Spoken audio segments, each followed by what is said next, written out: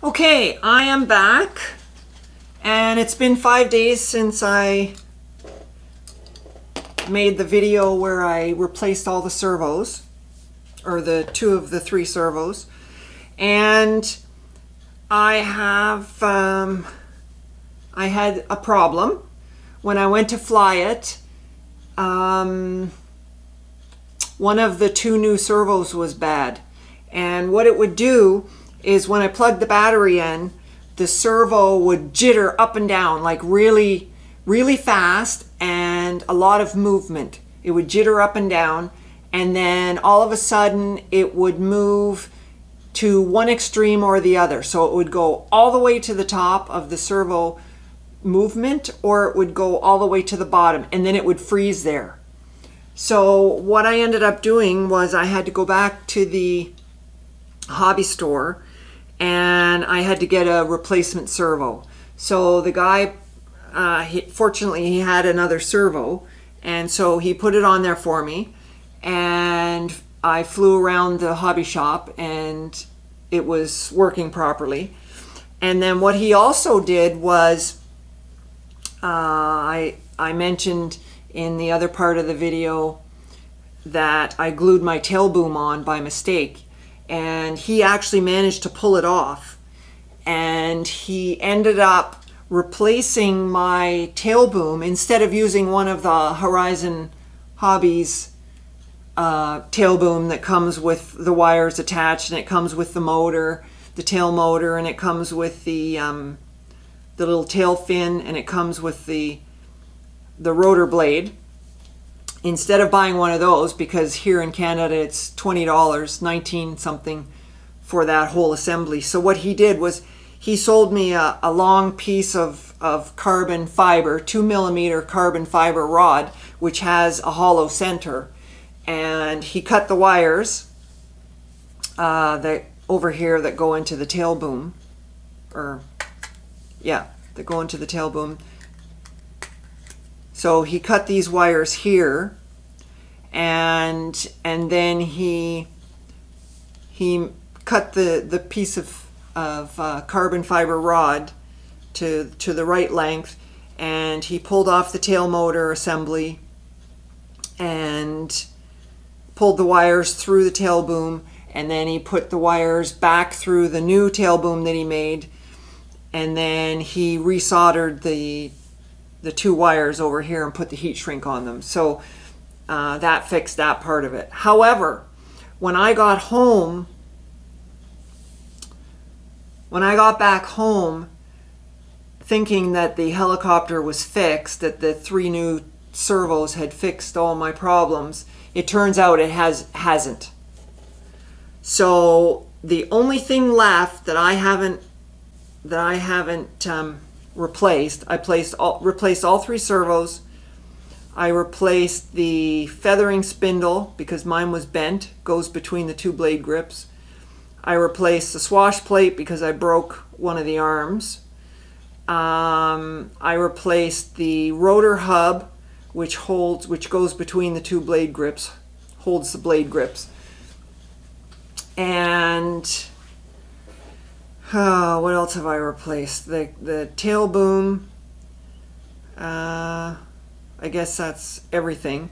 The only thing basically left that I haven't replaced on this helicopter is the 2 motors. They're original, and the circuit board. And I believe that the circuit board is what's at fault. Because what happens, I don't know if you guys have been having this problem too. According to what I researched on the internet, a lot of guys have had a lot of problems with this helicopter. And it sounds like it's mainly to do with the circuit board. So what I heard, or what I read, was that this circuit board was made in China, of course, like everything. And they used crappy solder. And when you crash the helicopter, the impact will cause the solder joints to crack. Especially, the guy said, especially on the chips. There's 2 chips, I believe. There's a big one here on the bottom, and there's a smaller one over here toward the back, and and there's another one over here where close to where the battery wires attach. And apparently what the one guy said is that these solder joints, because they're surface mount, the solder joints crack, and then what happens is that sometimes they will connect depending on the temperature in wherever you are. The solder joint may make a good connection, or it might not make a good connection, and so it causes connection problems between the helicopter and the radio. And that's the problem that I'm having. So what happens is I go to plug I turn the radio on, I go to plug the helicopter in, and what'll happen is that the LED on the board starts off as red, and then it's supposed to go to solid blue, and that's when you know that the helicopter has connected with the radio. And what mine does is it goes to flashing blue, and that indicates that there's no connection between them. So what I'll do is I'll unplug the battery, plug it back in, and it may or may not connect. And usually what happens is I can do it 3 and 4 and 5 and 6 times. I have to keep replugging the battery, and then eventually it will go solid blue, it'll connect with the radio. But even then, the helicopter still will fly screwy. So what I did the other day, I didn't fly yesterday because I was very upset about the whole situation. But the other day, I plugged in the battery and it connected to the radio, so the light went blue, solid blue, and then I lifted off the ground and the helicopter went, straight up, and then I lowered the throttle because the helicopter was getting close to the ceiling, and the helicopter didn't stop going up. It just kept going even though I lowered the throttle. So the helicopter almost flew into the ceiling. It was probably within an inch or two of hitting the ceiling. And then when it finally stopped going up, and it dropped like a rock. And so I landed the helicopter and I said, forget it, I'm not doing this anymore. So there's definitely something wrong with this board. And the only thing that you can do, well, 2 things. Apparently, according to the internet, you can try and reflow the solder on the chips. And those, just looking at them now, those are very, very tiny little solder connections. So I'm getting a new soldering station from China, and when it comes, I may attempt to reflow the solder on the chips, but I don't have that kind of skill. And so the only other thing that you can do if you don't have the skills to reflow the solder, you can replace the board. And the board is ridiculously expensive. It is about $55 US, and because I live in Canada, I have to pay the US exchange, which is outrageous. So it's about 27 cents on the dollar extra that I have to pay, and then we have 13% tax on top of that. So if I decide to order a new board, it'll probably, instead of costing me $50 US, it'll cost me probably close to $70 by the time, the hobby store adds their cut and everything. So I may do that, but I'm not sure. I'm going to have to think about it. I ordered another helicopter from China, an XK-110, but it's been over a month. I think it's been about 5 weeks and it still hasn't arrived. So I may have to get a refund on that, and then I'll still have nothing to fly inside. So it's very frustrating. I know a lot of you out there have also had a lot of problems with this helicopter, and from what I've read, it's all down to this circuit board being bad. being poorly made. So there's a couple of other things that I wanted to point out, just FYI, because it would have been very helpful for me if I had been able to find out this information through YouTube, but there were no videos about it as far as, you know, from what I found. For the blade grips, what I ended up doing was you probably can't see this on the video, but there's quite a gap between the blade, the backs of the blade grips and the rotor hub. And in there are two little brass washers, and they have they're like donuts, and they have a nib on one side and the other side is flat. Now the nib goes toward the blade grips, and there should be quite a gap in there. And these blade grips, if you push them in and pull them out like this, they're actually pretty loose.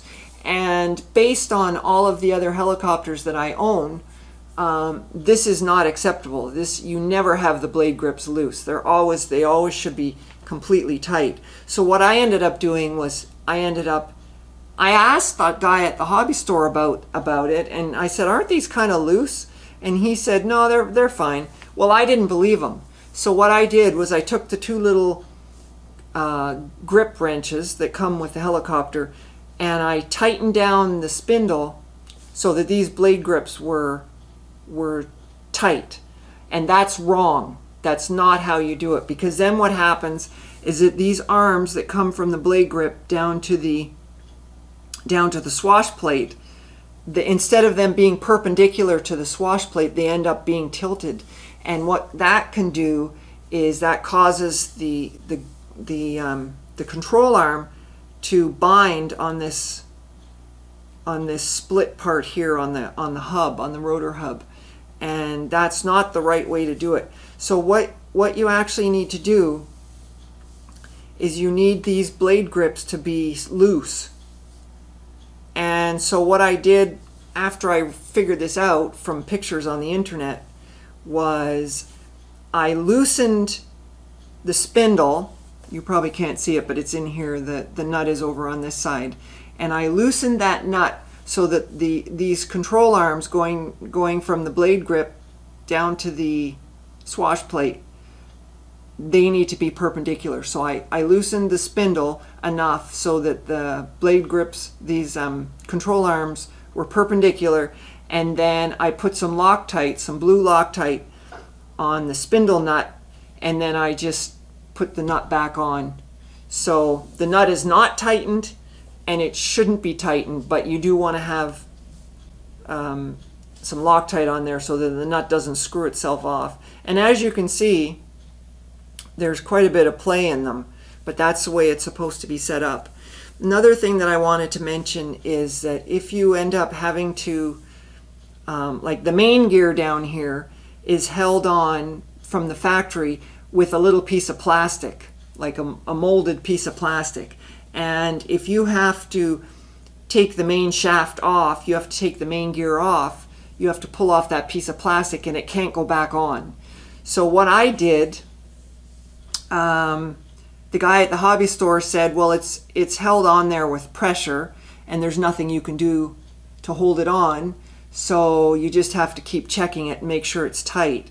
But one of the guys that I saw on YouTube, he actually glued it on. He put glue on the end of the main shaft to hold the main gear on, and I didn't want to do that. Then what I did was I ended up taking a piece of fuel line, which is kind of like this. This is heat shrink. I don't know if you can see that, but this is, it's about 3 times this size. And I cut off a little tiny sliver off the end of the piece, and then I pushed it onto the main shaft.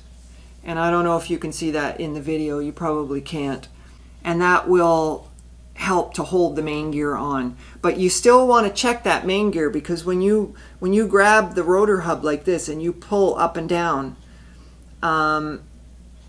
there shouldn't be any play. I've got a tiny bit of play in mine right now. Now the guy at the hobby store said you want a tiny bit of play in there because of the if you have it all sandwiched tightly together, he says it increases the amount of torque on the against the turning of the main shaft.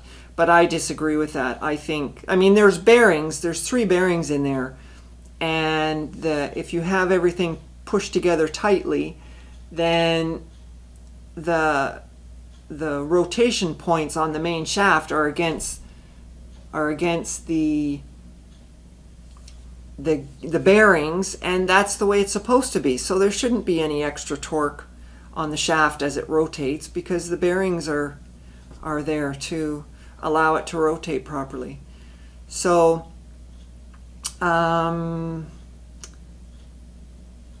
so that is, I think there were other things that I wanted to tell you about, but I can't think of them at the moment. So this video has already gotten pretty long, so I think I'm just going to end it here. I have learned a lot about the, because there weren't that many videos on YouTube that were addressing my specific problems, I had to figure a lot of this stuff, most of this stuff I had to figure out on my own. And, oh, I know what I wanted to do. I wanted to see if I could show you this problem I'm having. So I'll turn the radio on. Here's the radio. And plug in the battery. And we'll see what it does, whether it's going to connect or not. So the light goes red, the LED goes red. And then see, mine went flashing blue, quickly flashing blue. So what has happened is that the board has failed to connect to the radio. So let me unplug it.